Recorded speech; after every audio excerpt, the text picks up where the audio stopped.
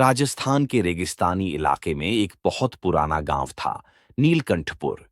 ये गांव पहाड़ियों और सूखे पेड़ों के बीच बसा हुआ था, जहां जमीन में नमी कम और कहानियों में रहस्य ज्यादा था। गांव के बीचों बीच एक टूटी फूटी हवेली खड़ी थी, जिसे लोग काली हवेली कहते थे। लोग कहते थे कि वहां चुड़ैल माया रहती है, बहुत पुरानी रूह, जिसने बरसों पहले अपने प्रेमी की गद्दारी के बाद आत्महत्या कर ली थी। तब से वह हवेली और गांव के आसपास मंडराती थी। लोगों को डराना, बच्चों को गायब करना और अजीब अजीब आवाजें करना उसका रोज का काम था। दिन गांव में तीन दोस्त, अर्जुन, मीरा और रघु, जो बचपन से साथ थे, तय करते हैं कि वे उस हवेली में जाकर सच का पता लगाएंगे। गांव के बुजुर्गों ने बहुत मना किया, लेकिन युवाओं के जोश को कौन रोक पाया है। अर्धरात्रि के समय वे तीनों टॉर्च, धूप बत्ती और हनुमान चालीसा लेकर हवेली में दाखिल होते हैं। जैसे ही वे अंदर गए, दरवाजा अपने आप बंद हो गया। दीवारों से खून की बूंदें टपकने लगीं।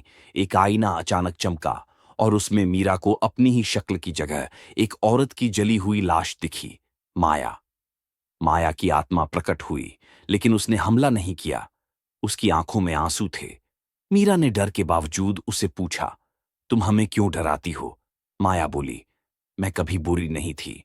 मुझे मेरे प्रेमी वीर ने धोखा दिया था। उसने मेरी हत्या कर दी और दुनिया को आत्महत्या का नाम दे दिया।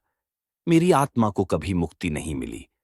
जब तक कोई मेरी सच्चाई गांव को नहीं बताता, मैं चैन नहीं पा सकती। मैं डराती हूं ताकि कोई मेरी बात सुने।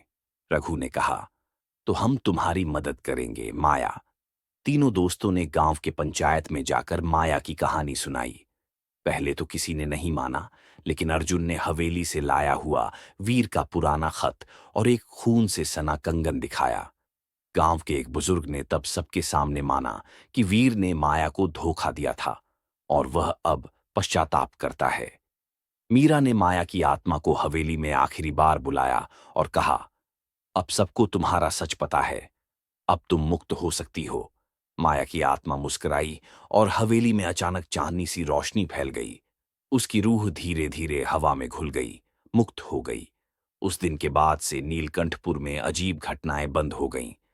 हवेली अब एक स्मारक बन गई, एक याद, एक सीख कि हर रूह बुरी नहीं होती, कुछ बस सुनी नहीं जाती।